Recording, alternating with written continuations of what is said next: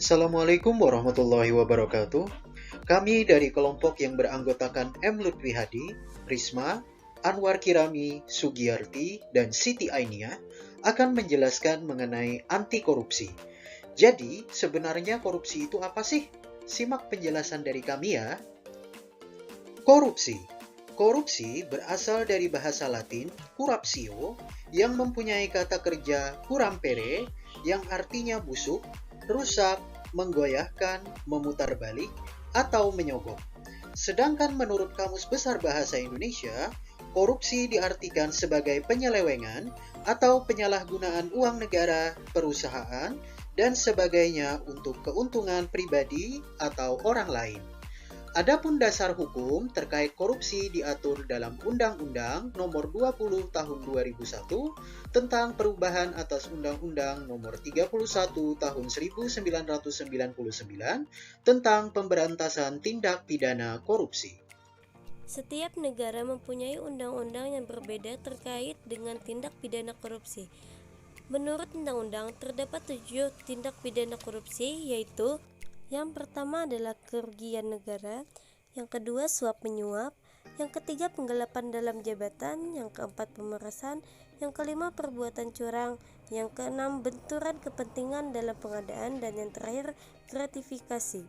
Yang selanjutnya adalah terdapat 4 dampak akibat korupsi, yaitu tata ekonomi, tata sosial budaya, tata politik, dan yang terakhir adalah tata administrasi. Korupsi terjadi di berbagai kalangan, tidak hanya di kalangan atas, bahkan di kalangan bawah pun juga terjadi. Dan korupsi sangat merugikan banyak orang. Adapun penyebab korupsi bisa datang dari yang pertama adalah penegakan hukum yang tidak konsisten. Yang kedua adalah penyalahgunaan kekuasaan. Yang ketiga, langkanya lingkungan yang anti korup. Selanjutnya adalah kemiskinan dan keserakahan. Yang kelima adalah rendahnya pendapatan penyelenggara negara. Yang keenam adalah gagalnya pendidikan agama dan etika. Yang ketujuh adalah pemberian imbalan dan jasa. Yang terakhir adalah keuntungan korup lebih besar daripada ditangkap.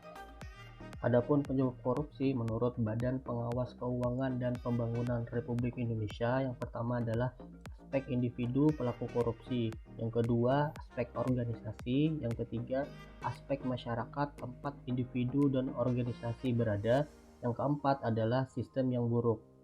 Korupsi terjadi ketika individu atau kelompok tidak memiliki nilai-nilai dasar anti korupsi. Nilai-nilai dasar anti korupsi adalah jujur, peduli, mandiri, disiplin, tanggung jawab, kerja keras, sederhana, berani, dan juga adil. Nilai-nilai dasar anti korupsi diharapkan memiliki kendali diri terhadap pengaruh pribadi dan juga lingkungan. Indonesia terus bekerja keras memberantas dan mencegah korupsi. Namun, nilai indeks persepsi korupsi yang dirilis oleh Transparency International menunjukkan peringkat yang belum signifikan. Bahkan pada tahun 2020 terjadi penurunan nilai dari 40 poin menjadi 37 poin. Makin rendah skor IPK menunjukkan bahwa sebuah negara sama korupsi. Dengan skor saat ini berarti permasalahan korupsi di Indonesia masih cukup mengkhawatirkan. Jumlah kasus tindak pidana korupsi yang dirilis oleh KPK pada Januari 2021 menunjukkan masih banyaknya kasus tindak pidana korupsi yang dilakukan di berbagai instansi di Indonesia, khususnya pada tingkat pemerintah kabupaten dan kota. Kerugian negara yang disebabkan oleh tindak pidana korupsi juga cukup tinggi. Bahkan pada tahun 2019 mencapai nilai 6,2 triliun rupiah.